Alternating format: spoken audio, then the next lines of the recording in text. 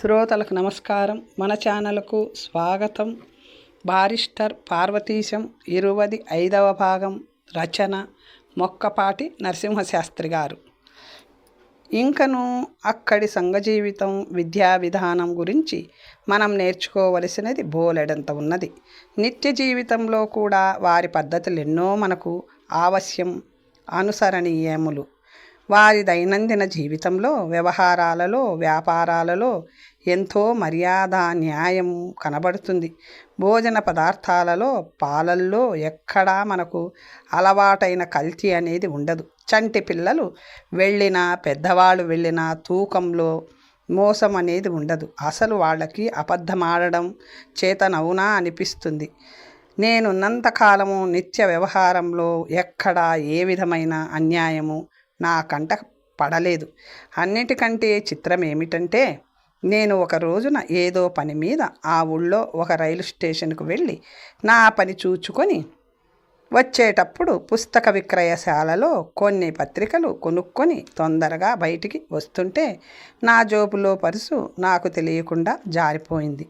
నేను గమనించకుండా వెళ్ళిపోయాను. ట్రామ్ ఎక్కిన తర్వాత జోబు తడుపుకుంటే ఏమీ కనబడలేదు. నేను కండక్టర్తో చెప్పి మధ్యలో దిగిపోయి నా బసకు నడిచి వెళ్ళాను. తర్వాత వారం 10 రోజులకు నేను మళ్ళీ ఆ స్టేషన్కు వెళ్ళి వస్తుంటే ఆ పుస్తకశాల అతను నన్ను గుర్తించి పిలిస్తే నేను దగ్గరకు వెళ్ళాను. మళ్ళీ అక్కడ కొత్తగా కనబడ్డ పత్రిక ఏదో కొని డబ్బులిచ్చి రాబోతుంటే, మీకు ఈ రోజున ఒక చిన్న బహుమతి చెయ్యవలెనని ఉన్నది అన్నారు. ఈ వేళకు వద్దులే, నా పుట్టినరోజు వచ్చినప్పుడో నేను పెళ్లి చేసుకునేటప్పుడో నీకు చెబుతాను, అప్పుడు ఇద్దువుగానీలే అని పోబోతుంటే నన్ను బలవంతాన ఆపి, ఈ బహుమానం చాలా స్వల్పం, మీరు చెప్పిన ఆ శుభ సమయములు వచ్చినప్పుడు నా తాహతను బట్టి అప్పుడు వేరే ఇచ్చుకుంటాను లేండి, ప్రస్తుతానికి ఇది మీ దగ్గర ఉంచండి అని నా పర్సు అనగా, ఆనాడు నేను పారేసుకున్న దాన్ని నా చేతిలో పెట్టాడు. అందులో చిల్లరతో సహా ఒక్క పెన్నీసు కూడా తేడా లేకుండా ఉన్నది. నేను ఆశ్చర్యపోయాను. ఇదేమిటన్నాను. ఆనాడు తమరేదో ఉత్సాహంతో వెళ్ళిపోతూ ఇది ఇక్కడే పారివేసుకున్నారట. ఒక పోర్టరు తీసుకొని వచ్చి నా చేతికిచ్చి మీ ఆనవాలు చెప్పి మీరు వస్తే ఇచ్చేయమని చెప్పాడు. అప్పటి నుంచి మీ రాకకు నిరీక్షిస్తున్నాను అన్నాడు నవ్వుతూ. నేను సంతోషంతో థ్యాంక్ యూ అని, ఆ పోర్టర్ ఎవరండి, ఎక్కడ ఉంటాడు అన్నాను. అది నేనేం చెప్పగలను, వాడు ఏ వేళప్పుడు డ్యూటీలో ఉంటాడో ఎక్కడ ఉంటాడో నాకు తెలియదు. మీరు వచ్చినట్లు మీ పర్సు మీకు అందినట్లు నేను చెబుతాను లేండి అన్నాడు. సరే అయితే ఇంకొక సహాయం కూడా చెయ్యండి. ఈ 10 షిల్లింగులు అతనికి ఇచ్చి నా థ్యాంక్స్ చెప్తూ నాకు ఈ ఉపకారం చేసినందుకు చాలా సంతోషించానని చెప్పండి అన్నాను. ఇది వద్దండి, అతను తీసుకోడు అని అతను అనబోతున్న మాటలు చెవిన పడనివ్వకుండా తొందరగా వెళ్ళిపోయాను. ఇటువంటి పని మన పోర్టర్లు సాధారణంగా చేస్తారని మీరెప్పుడైనా వినడం కానీ చేయగా చూడడం కానీ జరిగిందంటారా? అక్కడ పద్ధతులన్నీ విధిగా మనం నేర్చుకోవలసినవి, అనుసరించవలసినవి. చంటి పిల్లల పెంపకం దగ్గర నుంచి విద్యార్థి దశ వరకు వాళ్ళు చూపే నేర్పు, ఓర్పు, పిల్లలకు నేర్పే పద్ధతులు మనము ముఖ్యంగా గమనించాలి. నాకు అక్కడ ఉన్నన్నాళ్ళు విచిత్రమనిపించేది ఒక విశేషం. నేను ఉన్నన్నాళ్ళు ఎప్పుడు ఎక్కడ పిల్లలు రోదనం వినబడేది కాదు. ఇక్కడ మన పిల్లలు ఏడవకుండా ఉండే సమయం కనబడదు. మన వారు దానిని సమర్థిస్తూ బాలానాం రోదనం బలం అని పెద్దలు ఒక సామెత కూడా ఏర్పాటు చేశారు. ఇంకొక విచిత్రం ఏమిటంటే, తల్లులు అస్తమానము పిల్లలను చంకనేసుకొని తిరగడము, అలా ఎంత దూరమైనా నడిచి వెళ్ళడము, అలా నడుస్తూ మధ్యన పిల్లలకు చన్ను కుడవడము, ఇలాంటి దృశ్యాలేవి అక్కడ కనబడేవి కావు. ఒకళ్ళు వచ్చి తిరగడం నేర్పినప్పటి నుంచి కొంచెం ఎండా గాలి తగలడం ఆరోగ్యమని పిల్లలను పార్కులకు తీసుకువెళ్ళి వాళ్లను అక్కడ స్వేచ్ఛగా ఆడుకోనివ్వడం, తర్వాత విద్యాభ్యాసం ప్రారంభమైనప్పటి నుంచి వాళ్ళు రోడ్డు మీద ఎలా నడవాలో, స్కూలుకు వెళ్ళేటప్పుడు దుస్తులు ఎలా ధరించాలో, అక్కడకు వెళ్ళి పంతులమ్మకు ఎప్పుడెప్పుడు గుడ్ మార్నింగులు, గుడ్ ఈవినింగులు, థ్యాంక్ యూలు, సారీలు ఏ ఏ సందర్భాల్లో ఎలా చెప్పాలో, క్లాసులోకి వెళ్ళేటప్పుడు కానీ పైకి వచ్చేటప్పుడు కానీ ఎంత నిశ్శబ్దంగా వరుసలో ఎలా రావాలో అన్నీ నేర్పుతారు. పెద్దవాళ్ళకు మాటలలో, ప్రవర్తనలో ఔచిత్యం అలవర్చుకోవడం నేర్పుతారు. వాళ్ళు జీవితమంతా ప్రతి విషయంలోనూ ఈ ఔచిత్యానికి ప్రాధాన్యం ఇస్తారు. మన వాళ్ళు ఔచిత్యాన్ని గురించి చాలా వ్రాశారు, కానీ అవి అన్నీ తాటాకులలో, కాగితాలలోనూ, అచ్చు పుస్తకాలలోనే అణిగి మణిగి ఉండిపోయాయి. ఇంకా ఇలా చెప్పుకుపోతుంటే నేను చెప్పగలిగినవి, మీరు వినవలసినవి అనేకమున్నాయి. కానీ ఇప్పటికే ఇంతసేపటి నుంచి నా ఉపన్యాసంతో మిమ్ములనందరను విసిగించి ఉంటాను. ఇంకా మిమ్మల్ని బాధించడం సబబు కాదు, ఔచిత్యము కాదు. అందుచేతను ఇప్పటి వరకు నేను చెప్పే కబుర్లన్నీ ఓపికతో, శ్రద్ధతో విన్నందుకు మీకందరకు నా కృతజ్ఞతాభినందనలు సమర్పిస్తూ నేను సెలవు తీసుకుంటున్నాను. మీకందరకు శుభం అని కూర్చున్నాను. హై స్కూలులో జరిగిన సన్మానం నాడు ఉపన్యాసము కొంత అలజడి కలుగా చేసింది. ఊరంతా ఒకటే గొడవగా దీని గురించి మాట్లాడుకోవటం బాగుందనుకోవడం. నాతోటి విద్యార్థులు మన పార్వతీశం గారు ఇంత బ్రహ్మాండంగా మాట్లాడేడే ఏమిట్రా, ఎవరున్నార, ఆఖరికి హెడ్ మాస్టర్ గారున్నా అంత భయం లేకుండా, సదరు బెదరు లేకుండా ఎలా దంచేశాడ్రా అని కొందరు. ఆహా, అది కాదురా, వీడిని మన మెరుగుదుము కదా, మనతోటే ఆడుతూ పాడుతూ ఉండేవాడు కదా, మనం ఇలా చూస్తుండగానే వీడంతటి వాడు ఎలా అయ్యాడురా, నాకేమీ అంతుపట్టకుండా ఉంది అని మరొకరు. దానికేముందిరా, ఓ 10,000 తగిలేసుకొని ఒక్క మాటు లండన్ వెళ్ళొస్తే ప్రతి విధవా అంతేరా అని మరికొందరు వ్యాఖ్యానాలు చేస్తూ 24 గంటల్లో నన్ను చాలా పైకెత్తేశారు. అంతెందుకు, వాళ్ళు ఉత్సాహం కొద్దీ నన్నెత్తిన నాకు మటుకు ఉక్కిరి బిక్కిరిగా ఉంది.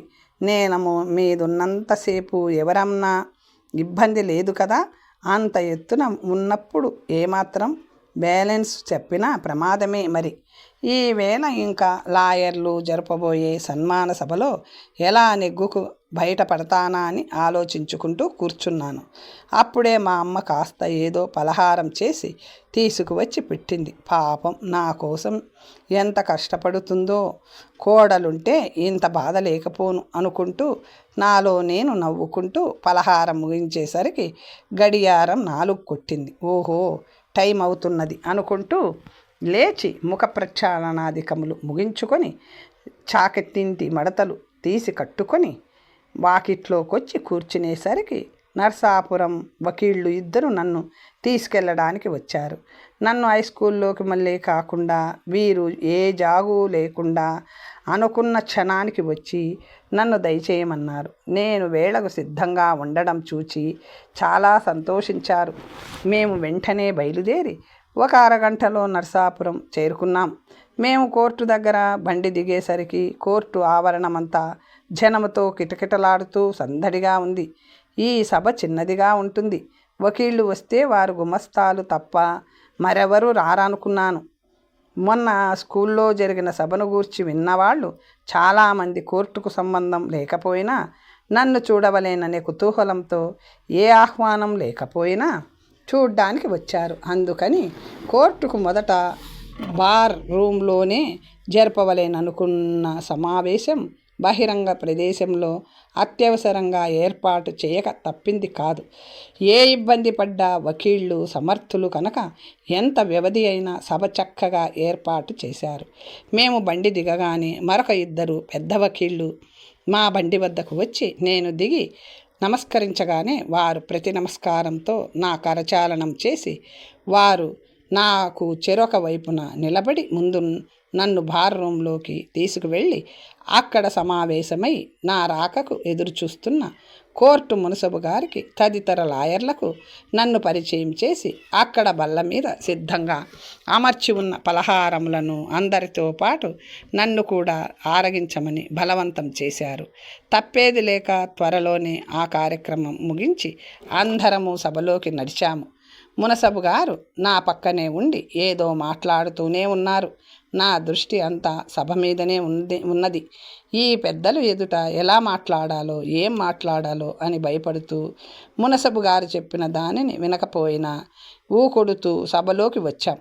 రాగానే మమ్ములను 2 కుర్చీలలో ఆసీనులను చేసి బారు సంఘము కార్యదర్శి గారు వేదికపైకి వెళ్ళి సభాధ్యక్షులు పూజ్యులు అయిన మునసబు గారిని, నేటి ఉపన్యాసకులు గౌరవనీయులు శ్రీ పార్వతీశం భార్ ఎట్లా వారిని వేదికపైకి దయచేసి ఆసనములను అలంకరించమని నమ్రతతో అర్థించారు. అంత వినయ విధేయతలతో వారంతటి వారు అలా ప్రాధేయపడుతుంటే మనం వెంటనే వేదికను అలంకరించకపోవడము మర్యాద కాదని మునసబు గారిని అనుసరించి నేను పైకి వెళ్ళాను. మేము వెళ్ళగానే ఒక ప్లీడరు గుమస్తా గారిని పైకి వచ్చి ప్రార్థన చేయమన్నారు. వారు 4 పద్యాలు రాగ వరుసను నాటక పక్కీలో పాడి సభికులను ఆనందింపచేసి క్రిందకు వెళ్ళిపోయారు. ఇంకా సభా కార్యక్రమం యథావిధిగా జరిపించమని మునసబు గారితో మనవి చేసి కార్యదర్శి గారు వేదిక దిగి వెళ్ళిపోయారు. మునసబు గారు లేచి ఠీవిగా నిలబడి 2 పక్కలకు ఉన్న కండువా మడతలు 2 చేతులతోటి పట్టుకొని ఒక్క మాటు గొంతు సవరించుకొని సభలోనున్న వారందరినీ కలియజూస్తూ, మహాజనులారా, నేడు చాలా సుదినం. మీరందరూ ఇంత ఉత్సాహంతో ఇక్కడ ఎందుకొచ్చారో నాకు తెలుసు అనగానే ఎవరో ఒక తుంటరి, నిజంగా అయితే ఎందుకొచ్చామో చెప్పండి అన్నాడు. అదేనయ్యా చెప్పబోతున్నాను. మన ప్రాంతాల నుంచి ప్రప్రథమంగా సాహసోపేతంగా విదేశములకు వెళ్ళి అక్కడ విద్యాభ్యాసం చేసి విజయవంతంగా ఎంఏ బార్ ఎట్లా పరీక్షల్లో ప్రథమ శ్రేణిలో ఉత్తీర్ణులై ఇంత మహాభయంకరమైన ఐరోపా సంగ్రామం జరుగుతుండగా నిర్భయంగా క్షేమంగా మన దేశంలో మన ప్రాంతమునకు సురక్షితంగా తిరిగి వచ్చిన మన పార్వతీశం గారిని చూచి ఆనందించి అభినందించడానికి మేము కూడా ఇక్కడ సమావేశమయ్యాం. వారు చాలా యువకులు, ఎప్పుడూ మన తాలూకా కూడా విడిచి వెళ్ళినవారు కాదు. వెళ్ళినవారు ఇంత సాహసమునకు ఊహాతీతమైన విషయము. ఇంత పిన్న వయసులో కొన్ని వేల మైళ్ళు దూరంలో దేశం కాని దేశంలో స్వదేశానికి కన్న తల్లిదండ్రులకు ఇతర బంధువర్గానికి దూరమై మన కట్టు మన బొట్టు మన ఆచార వ్యవహారములు లేని చోట్ల ఏ బెంగా భయము లేకుండా ముందు సంవత్సరాలు ఈయన అక్కడ సుఖంగా నిశ్చితంగా ఎలా కాలక్షేపం చేశారా అని అనుకుంటే నాకే భయం వేస్తుంది. ఇలా చాలా అపూర్వమైన విషయం ఇది. వారి స్థైర్యాలకు మనోనిశ్చితాలకు కార్యదీక్షకు ఉదాహరణ. అందుకని మన మధ్యకు వారిని ఆహ్వానించి అభినందిస్తూ ఆశీర్వదిస్తూ మన ప్రథమ కర్తవ్యం. కనీస ధర్మమును వారు ఇన్ని సంవత్సరాలు దూరదేశాల్లో ఉండి కూడా మన వేష భాషలను మరవకుండా దయచేయడం చూస్తే మన ధర్మమును మన సంస్కృతిని మన జాతీయతకు నిలబెట్టగలరనే ధైర్యం నాకు వారిని చూడడంతోనే కలిగింది. ఈ విషయంలో వారు మనకు ఆదర్శ పురుషులు కాగలరు అని ఆశిస్తున్నాను. మనము వారి వలన వినవలసినవి, తెలుసుకోవలసినవి, తెలుసుకొని ఆచరించవలసినవి విషయములు అనేకములు ఉంటాయి. అందుకని ఇక నేను అతిగా మాట్లాడుతూ కాలక్షేపం చేయకుండా చిరంజీవులు శ్రీ పార్వతీశం గారిని వారి అనుభవాలను, అభిప్రాయాలు, ఆదర్శాలు చెప్పవలసినదిగా కోరుతూ ఇంతటితో ఉపన్యాసము ముగిస్తున్నాను అని వారి కోటు వగైరాలు సవరించుకొని కుర్చీలో సుఖాసీనులు అయ్యారు. జనసమూహం కరతాళ ధ్వనులు చేశారు. సభంతా దద్దరిల్లేటట్లు మోగుతున్న కరతాళ ధ్వనుల మధ్యన ఇక నేను లేవాలి కాబోలు భగవంతుడా అనుకుంటూ ఈ జనసమూహం ముందు, ఈ విద్యాధికుల ఎదుట, ఈ విద్వజ్జన సమక్షమందు నేను నిలబడి వారికి మల్లెని చొక్కా కండువా సవరించుకొని మహామేధావిలా ముఖం పెట్టి గంభీరోపన్యాసం ప్రారంభిస్తే ఎంత హాస్యాస్పదంగా ఉంటుందో అనే ఊహ కలిగి నాకు నవ్వు వచ్చింది. తలుచుకొని శబ్దం సర్దుకునే వరకు అలాగే కూర్చొని మళ్ళీ ముఖంలోకి గాంభీర్యం తెచ్చుకొని లేచి నిలబడ్డాను. నేను లేవగానే జనం మళ్ళీ కరతాళ ధ్వనులు చేశారు. దానితో మళ్ళీ సిగ్గుపడి నన్ను ఆవహిస్తున్న పిరికితనాన్ని వెనుక్కు నెట్టి సభాయై నమః అన్నాను. దానితో పూర్తిగా సభలో నిశ్శబ్దం ఏర్పడ్డది. మొన్నను హైస్కూల్లో నాతోనూ నా వెనుకను చదువుకున్న విద్యార్థుల ఎదుట, నాకు విద్య నేర్పిన ఉపాధ్యాయుల ఎదుటను నిలబడి మాట్లాడడానికి గజగజలాడిపోయి ఏదో నాకు తోచిన కబుర్లు కొన్ని చెప్పి బయటపడ్డాను. ఈనాడు మహావిద్వాంసులు, న్యాయశాస్త్ర నిష్ఠాతులు, వయసులోనూ అనుభవంలోనూ పండిన పండితులు సమక్షమందు నిలబడి నేనేం చెప్పను? ఏ విషయాన్ని గురించి మాట్లాడడానికి నాకు అర్హత ఉన్నది? మీకంటే అధికంగా నాకు తెలిసినది ఏమిటి అని ఇందాకటి నుంచి నన్ను నేను ప్రశ్నించుకుంటూ కూర్చుంటే, ఏమీ లేదోయ్, ఈనాడు ఇది ఒక విచిత్రమైన ఆచారమే కానీ నీ సత్తాని నిన్ను ఆహ్వానించిన వారికి తెలియదు గనుకనా అనే సమాధానం స్ఫురించి ఇందాకటి నుంచి నాలో నేను నవ్వుకుంటూ కొంత ధైర్యం తెచ్చుకోవడానికి ప్రయత్నం చేస్తున్నాను. నా చేతను ఈ పని చేయిస్తున్నది మీరే కనుక పిల్లవాళ్ళ ఆటలు అవకతవకలు పెద్దలు చూచి ఆనందించున్నట్టుగానే మీరు కూడా నా మాటలలోని అసందర్భాలు అవకతవకలు మన్నిస్తారని ఆశిస్తాను. నేను ఇక త్వరలోనే మీలో ఒకడిగా బహుశా ఈ కోర్టులోనే న్యాయవాది వృత్తి అవలంబిస్తానేమో. అప్పుడెన్నో విషయాలు మీ దగ్గర ఎలాగో నేర్చుకోవాల్సి వస్తుంది. అప్పుడు మటుకు ఆనాడేదో పెద్ద మొనగాడిలా మాకు ఉపన్యాసం ఇచ్చావు, మేము ఏమి చెప్పగలం అని మటుకు అనరని ఆశిస్తున్నాను అనగా సభలో కరతాళ ధ్వనులు. 3 సంవత్సరాల క్రితం ఇక్కడ నా చదువు సన్నగిల్లింది. మొదట్లో ఉన్న చురుకు ఉత్సాహము ఎందుచేతనో చెప్పబడ్డాయి. ఇక్కడ విద్య మీద మనసు నిలవక ఏవేవో ఊహలు పెంచుకొని ఆకాశంలో అస్తమానం విహరిస్తూ ఉండేవాడిని. మా తండ్రి గారు నా స్థితి గమనించి కొన్నాళ్ళు చదువుకు స్వస్తి చెప్పి ఇంటి దగ్గర వ్యవసాయ పనులు చూసుకుంటూ తెలుగు సంస్కృతం నేర్చుకునే ప్రయత్నం చేయమన్నారు. మళ్ళీ విద్య మీద మోజు కలిగినప్పుడు అది చదువుకోవచ్చునన్నారు. నేను ఆ మాట చెప్పలేని విషమ సంధిలో పడి బాధపడుతుండగా కీర్తిశేషులైన ఇక్కడ ప్రముఖులైన శ్రీ రమణారావు గారితో నాకు పరిచయమేమి అనుకోవచ్చు. మీరు ఒక రోజున వారే నన్ను వెతుక్కుంటూ వచ్చి నాకో సహాయం నీవు చెయ్యాలి, నీకు తప్ప మరొకరికి సాధ్యం కానిదంది. ఇక్కడ కొన్ని రాజకీయ సభలు ఏర్పాటు చేయదలుచుకున్నాను. ఆ సభా నిర్వహణ బాధ్యత అంతా నీవే వహించాలి. నిన్ను గూర్చి వాకబు చేయగా నీవు చాలా సమర్థుడవని, ఈ కార్యభారం వహించడానికి మీ స్కూల్లో నీ ఒక్కడవే వీలైన వాడవని అందరి వల్ల విన్నాను అని నన్ను వ్యామోహపరిచి ఆ కార్యరంగంలోకి దింపారు. అప్పుడు నాకు తెలియలేదు. కానీ కొన్ని సంవత్సరములైన తరువాతను ఆలోచించుకోగా నాకు తోచినదేమిటంటే, మా స్కూలులో కాస్త కండపుష్టి ఉత్సాహము దీక్ష కలిగి చదువు యందు శ్రద్ధ తగ్గి బేవర్సుగా తిరిగేవాణ్ణి నేను ఒక్కనే కనపడ్డా.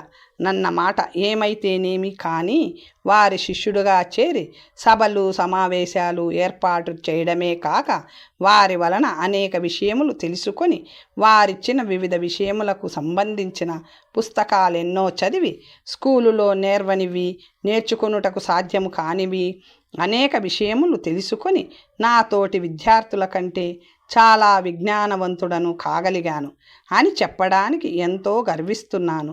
నన్నింక ఇక్కడ స్కూల్లో చేరవద్దని, విదేశములకు వెళ్ళమని, అక్కడ బారిస్టర్ చదవమని ప్రోత్సహించిన వారే. వారి సలహాననుసరించి నేను దేశాంతరములకు వెళ్ళి విద్యను అభ్యసించి అక్కడ పరీక్షలలో ఉత్తీర్ణుడనై వచ్చిన వెంటనే వారి దర్శనం చేసుకొని వారి ఆశీస్సులు పొందుదామనుకుంటే వారు దివంగతులై ఉన్నారన్న విషాద వార్త తెలిసి ఎంతో బాధపడ్డాను. ఈనాడు వారు ఇక్కడ లేకపోవడం నాకెంతో వెలితిగా ఉన్నది. అయినా వారికంటే వయోవృద్ధులు, విద్యావేత్తలు, న్యాయమూర్తులైన మన సభాధ్యక్షులను చూడగానే నా పిరికితనం పరారీ కాగా కొంత ధైర్యం తెచ్చుకున్నాను. వారి ఎదుట నేను పసివాడను, నా లోపములను వారు సంతోషముతో మన్నించగలరు అనే ధైర్యం కలిగినది. ఇక ముందు ఏమీ చెప్పవలయనో తోచక ఇంతసేపు నేను శాఖా చక్రమణము చేస్తున్న సంగతి మీరు గ్రహించే ఉంటారు. నేనెప్పుడూ నర్సాపురం పొలిమేర దాటని వాడను. బండి, పడవ తప్ప మరొక రకమైన ప్రయాణ సాధనములను ఎరుగని వాడను. ధూమశకటాన్నైనా ఎప్పుడూ చూడని వాడను. సాహసించి విదేశ యాత్రకు బయలుదేరినానంటే అదే చాలా హాస్యాస్పదమైన హాస్యజనకమైన విషయమని నేను వేరే చెప్పనక్కర్లేదు.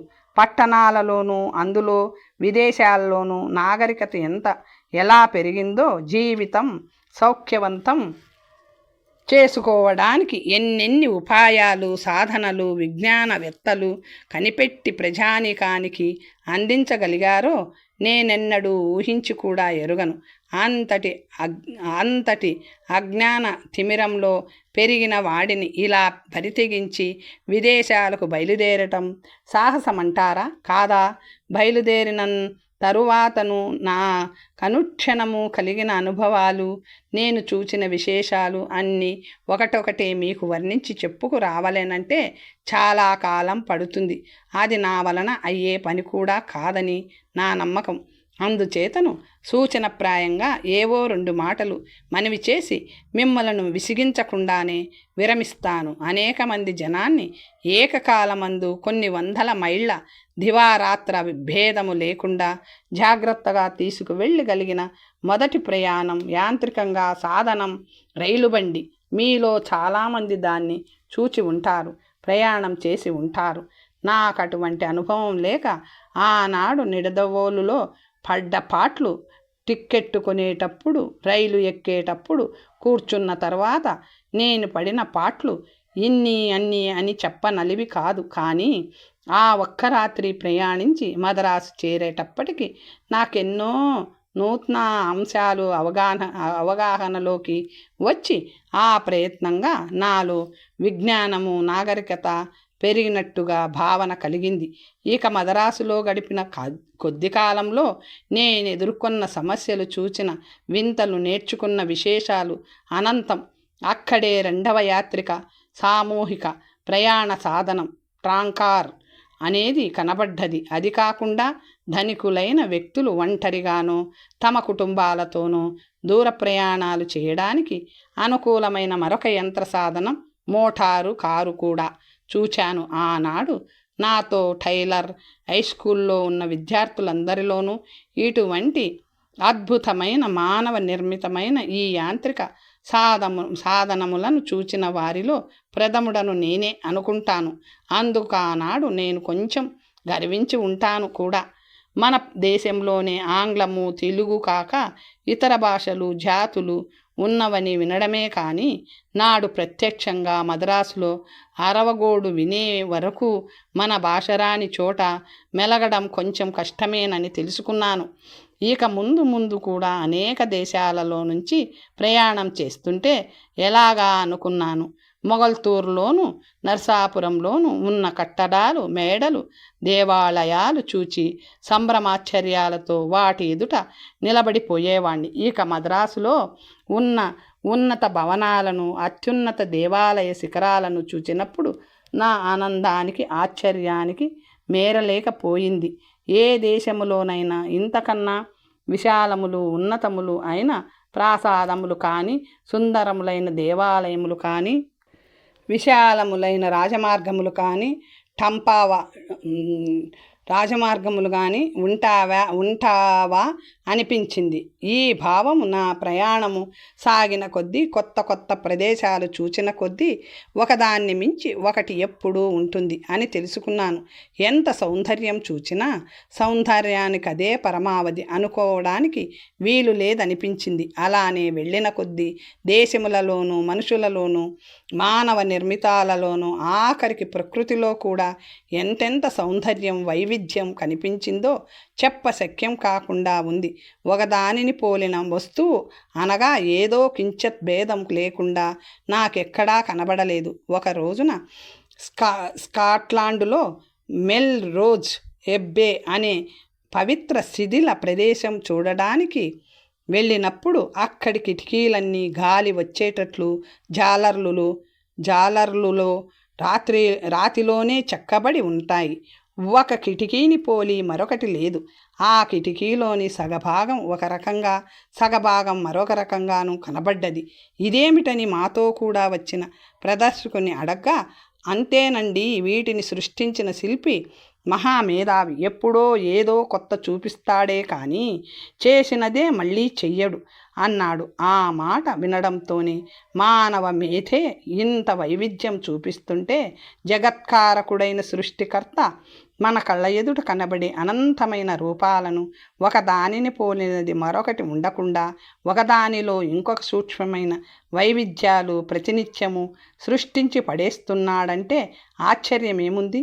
ఒక దేశాన్ని మించి మరో దేశంలో విశేషంగా ఉంటున్న నాగరికత, ఆచార వ్యవహారములు, భాషా భేదాలు అనంతంగా కనబడుతూ వచ్చాయి. అవన్నీ వర్ణించడానికి ఇప్పుడు వ్యవధి చాలదు. ఇంకా అక్కడ వారి జీవిత విధానం, నాగరికత గురించి 2 మాటలు చెబుతాను. ఇవన్నీ మీకు తెలియనివి కావు. ఇటువంటివి అనేకం పుస్తకాలలో చదివి ఇతరుల వల్ల విని ఉంటారు కూడాను. అయినా అక్కడికి వెళ్ళే మొన్ననే తిరిగి వచ్చిన మనిషి అనుభవాలు చెబుతుంటే, ప్రత్యక్షంగా నేను చూసినవి, అనుభవించినవి చెబుతుంటే ఎక్కువ ఉత్సాహంగా ఉంటుంది. సంఘ వ్యవస్థ ఉన్నది. మనకు 4 వర్ణాలు ఉన్నాయి. వాళ్లకు 4 వర్ణములతోటి సమానమైన అంతర్వులు ఉన్నాయి. వాళ్లకు ప్రభువులు, ఉన్నతులైన మధ్యతరగతి, సామాన్య మధ్యతరగతి, నిరుపేదలు అనే ఆర్థిక పద్ధతిని విభజించబడిన 4 తరగతులు ఉన్నాయి. మన విభాగము సంస్కార విజ్ఞానముల మీద ఆధారపడ్డది. వాళ్లది కేవలం ఐహిక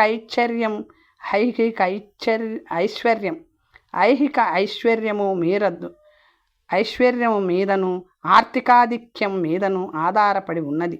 వీటి మంచి చెడ్డలను గూర్చి ఇప్పుడు నేనేమీ చెప్పలేను. మన పరిపాలకులు పరాయి దేశస్థులు కావడం చేతను వారిని అనుసరించే రాజ్యాంగ విధానానికి మన జీవితానికి పొంతన కుదరక మన సంఘ వ్యవస్థ కొంచెం అస్తవ్యస్తమవుతున్నది. అక్కడ పాలితులు సుజాతీయులు కావడం చేతను జీవిత విధానానికి, రాజ్యాంగ విధానానికి పొరపచ్చం లేకుండా సాఫీగా సాగిపోతున్నది. ఆ దేశం చూడగానే ఇది నాగరికత పెంచుకున్న దేశమని తెలుస్తుంది. అక్కడి మనుషులు పద్ధతులు చూస్తుంటే జీవితానికి, నాగరికతకు ఎంత సన్నిహితమో కూడా తెలుస్తుంది. ఎక్కడికి వెళ్ళినా ప్రప్రథముగా నన్ను ఆకర్షించింది అక్కడ తీర్చిదిద్దినట్లు ఉన్న వీధులు, కట్టడాలు, వాటి తీరుతెన్నులు, అక్కడి పరిశుభ్రతను, తరువాతను అక్కడ సంచరించే మనుషులు, రహదారి మీదే పోయే వాహనాలు, పక్కను పదికులకు ఏర్పాటైన పేవ్మెంట్ల మీద నడిచే జనంలో ఒక క్రమం, ఒక పద్ధతి కనిపిస్తుంది. బళ్ళు వాటి ఇష్టం వచ్చినట్లు పరిగెత్తడానికి వీలు లేదు. ఎగువకు వెళ్ళే బళ్ళు అన్నీ ఒకవైపు, దిగువకు వెళ్ళే అన్నీ ఒకవైపు. ఆ బళ్లకు అడ్డుగా ఎక్కడా పశువులు, గాడిదలు తదితర జంతువులు కానీ, రాజకీయాలు, గృహ ఛిద్రాలు, కామ కలాపాల గురించి నిలబడి మాట్లాడుకునే జనసమూహము కానీ కనిపించదు. పేవ్మెంట్ల మీద నడిచే జనం కూడా క్రమ పద్ధతినే నడవాలి. అడ్డదిడ్డముగా ఎవ్వరూ నడవరు. 2-3 కలిసి నడిచేటప్పుడు వారి అడుగులు సమానంగా పడుతూ ఉంటాయి. రోడ్డు మీద ఎక్కడా ఏ విధమైన చెత్త చెదరం, ఉమ్ములు, ఉచ్చలు వగైరా ఏమీ ఉండవు. ఇది పట్టణాలలోనే కాకుండా ఎంత చిన్న పల్లెటూరు వెళ్ళినా ఈ పద్ధతులే అక్కడ ఆచరణలో ఉంటాయి. అనగా అక్కడ పల్లెలు కూడా పట్టణములో లాగానే ఉంటాయి. మన దేశంలో అది విరుద్ధం. అక్కడ జనాభాకి సౌందర్య కాంక్ష ఎక్కువ. వారికి జీవితంలో అది ఒక భాగమేమో అనిపిస్తుంది. సత్యం, శివం, సుందరం అన్నారు మన పెద్దలు. శివం మాట శివుడికి తెలియాలి కానీ సుందరం మటుకు పాశ్చాత్య జీవితంలో ఒక భాగమని ఒప్పుకోక తప్పదు. మనకు సౌందర్యం ఒకప్పుడు మన జీవితంలో అంతర్లీనమయ్యే ఉండేది. ఇప్పుడు మటుకు అది మృగ్యమైంది. పాశ్చాత్యులు సౌందర్యాన్ని జీవితాంతర్భాగము చేసుకున్నట్టుగానే సత్యం కూడా నిత్యం అనుసరణీయమని నిశ్చయించుకున్నారు. సామాన్య మానవుడు మొదలు అన్ని అంతస్తుల వారు సత్యాన్ని బహుశ్రద్ధగా పాటిస్తారు, ఆచరణలో కూడా పెడతారు. నిత్య జీవితంలో వ్యాపారాదులలో కూడా దీనిని పాటిస్తూ ఉండడం నేను ఎరుగుదును. అలాగని అందరూ అపర హరిశ్చంద్రులని నేను అనడం లేదు. పెద్ద పెద్ద వ్యవహారాల్లోనూ వ్యాపారాలలోనూ మోసం ఉంటుంది, ఉండకుండా ఎలా ఉంటుంది?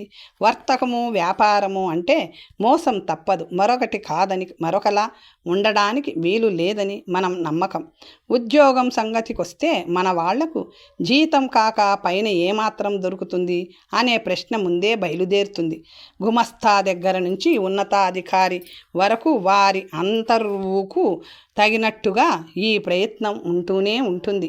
అన్నిటికంటే ఘోరం ఏమిటంటే న్యాయస్థానాలలో న్యాయ నిర్ణేతలలో కూడా ఈ దౌర్బల్యం అక్కడక్కడ ఉన్నట్లు వినికిడి. ఆ దేశంలో మటుకు ఆ హోదాలో ఉన్న వారిలో ఇటువంటి దౌర్బల్యం ఉన్నట్లు నేనెక్కడా వినలేదు. ఆ హోదాలో ఉన్నవారు వారి నిత్య జీవితంలో కూడా ప్రజలెవ్వరూ తమని వేలెత్తి చూపడానికి అవకాశం లేకుండా నడుచుకుంటారని విన్నాను. లండన్లో ఉంటున్న ఒక జడ్జి బ్రహ్మచారి, చాలా రుజువర్తనుడు, ధర్మపరాయణుడును ఒక రోజున ఒక క్షణిక దౌర్బల్యంతో తన వంటామెతో అక్రమ సంబంధం జరిపాడని, ఆ ఉత్తర క్షణమందు తన తప్పు తెలుసుకుని పశ్చాత్తాప్తుడై మరునాడు సెలవు పెట్టి వెంటనే ఆమెను వివాహం చేసుకొని తన తప్పును సరిదిద్దుకున్నాడని ఒక వార్త విన్నాను. ఇంత రుజువర్తనము మన దేశంలో ఎంతవరకు సంభవమో ఆలోచించవలసి ఉన్నది. ఈ రీతిగా సత్యము, సౌందర్యము మొదలైనవి జీవితంలో అంతర్భాగముగా చేసుకొని మనగలిగిన మానవులే నాగరికులని చెప్పడానికి వీలవుతుంది అంటూ మా ఉపాధ్యాయులు మాకు హితోపదేశం చేస్తూ ఉండేవారు. ఇక అక్కడ నే చూచిన వింతలు విశేషాలు చాలా ఉన్నాయి. అవన్నీ చెబుతూ కూర్చుంటే ఇక్కడ వృధా కాలయాపన చేసినట్లు అవుతుంది. 3 సంవత్సరాలు పాశ్చాత్య దేశవాసం వల్లనే ఎన్నో విషయాలు నేర్చుకున్నానని, ఎన్నో ఉన్నత భావాలు కలిగినవని అనుకుంటున్నాను. యథార్థం చేతను అతి స్వల్ప విషయములు మొదట మహత్తర విషయముల వరకు మనం వారి వలన నేర్చుకోవలసిన ఎన్నెన్నో ఉన్నాయి. వాటినన్నిటినీ మరచి ఏ వస్త్రధారణలోనో వేషధారణలోనో వాళ్లను అనవసరంగా అనుకరించి నాగరికులమని సంతృప్తి పడడం ఆత్మవంచనే కాగలదని నా అభిప్రాయం. అన్నింటికంటే మన దేశమును, మన విద్యను, మన సంస్కృతిని మెంతగా ఎలా గౌరవించవలెనో ముఖ్యంగా వారిని చూచి నేర్చుకోవలసి ఉన్నది. ఆయా విషయాలలో నిష్ఠాతులైన పాశ్చాత్యుల అనేకులు మన దేశం వచ్చి మనకు పాఠాలు నేర్పుతూ ఉన్న విషయం మీకందరకు విదితమే. అంతకన్నా ఎక్కువ మీ ముందర ఏమి చెప్పగలను? చెప్పిన దానిలో ఉన్న లోపములను మీరు మన్నిస్తారని ఆశిస్తూ మీరింత శ్రద్ధగా, ఓపికగా నా నిస్సారమైన ఉపన్యాసమును విన్నందుకు మీకు అనేక